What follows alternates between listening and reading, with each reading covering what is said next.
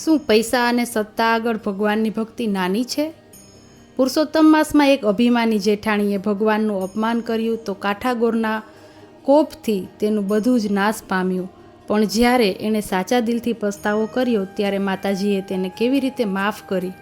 તો ચાલો મિત્રો, આજે સાંભળીએ અધિક માસની એક અદ્ભુત અને પ્રેરણાદાયી વાર્તા, કાઠાગોરની વાર્તા, જે પુરુષોત્તમ માસમાં નિત્ય કરવામાં આવતી વાર્તા છે. ચંદનપુર ગામમાં ગંગામા નામના એક ડોસી રહે. તેમને 2 દીકરા હતા અને બંને પરણેલા. ગંગામા ખૂબ જ ધર્મ કર્મમાં માનનારા. અધિક માસ આવ્યો એટલે ગંગામા અને તેમની નાની વહુએ ભગવાન પુરુષોત્તમનું વ્રત લીધું.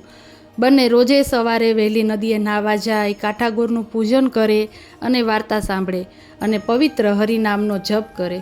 નાની વહુ ગરીબ ઘરની હતી, પણ સંસ્કારી, ભોળી અને સેવાભાવી હતી. પણ ગંગામાની મોટી વહુ પૈસાદાર ઘરની દીકરી હતી. તેનામાં પૈસા અને રૂપનું ભારે અભિમાન હતું. તે ધર્મને ધતિંગ માનતી.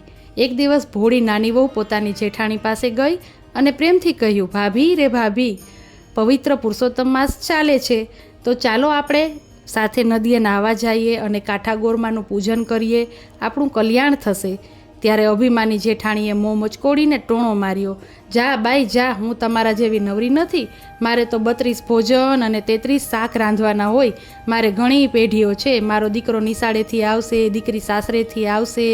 તમે તમારી મેળે વ્રત કરો અને ભૂખ્યા મરો. આવા કડવા વેણ સાંભળીને નાની વહુની આંખોમાં આંસુ આવી ગયા. દિવસો વીતતા ગયા. નાની વહુ તો ભક્તિમાં લીન રહી. એટલે કાઠાગોર તેના પર પ્રસન્ન થયા અને તેના ઘરમાં સુખ સાહેબી આપી દીધી. પણ બીજી તરફ મોટી વહુના અભિમાનને કારણે કાઠાગોરમાનો કોપ ઉતર્યો. જોત જોતામાં તેના શોકનો પાર ન રહ્યો. પેઢીએથી તેનો પતિ ગાયબ થઈ ગયો. નિશાળે ગયેલો દીકરો પાછો ન આવ્યો. દીકરીના સાસરિયા કોપાયમાન થયા અને સીમના ઢોર સીમમાં જ રહી ગયા. સુખમાં આડોટતી જેઠાણીએ ઘરમાં રડારોડ થઈ ગઈ. જેઠાણી સમજી ગઈ કે આ બધો કાઠાગોરનો પ્રકોપ છે. તે રડતી રડતી સાસુમાના પગમાં પડી ગઈ અને બોલી, માડી, મારો પતિ ગયો, પુત્ર ગયો, હવે મને માર્ગ ચીંધો, હું અજ્ઞાની હતી. સાસુમાએ દયાળુ થઈને રસ્તો બતાવ્યો. વહુ, તે અજાણતા ભગવાનનું અપમાન કર્યું છે. હવે લાલ ચૂંદડી લો, જમણા હાથમાં ગાયના દૂધનો કળશ લો, થાળમાં અબીલ, ગુલાલ, ધૂપ, દીપ અને શ્રીફળ લઈ અને નદી કિનારે જાઓ અને કાઠાગોરની માફી માંગો. જેઠાણી સાચા હૃદયથી રડતી આંખે નદી કિનારે ગઈ, કાઠાગોરમાની પૂજા કરી અને કાલાવાલિયા કર્યા. હે માતા, જગતનો નિયમ છે કે પુત્ર કપૂત થાય પણ માતા કુમાતા ન થાય. મારી ભૂલને તમે માફ કરો. આમ સાચા પસ્તાવા અને ભક્તિથી ગૌરીમાં કાઠાગોર પ્રસન્ન થયા.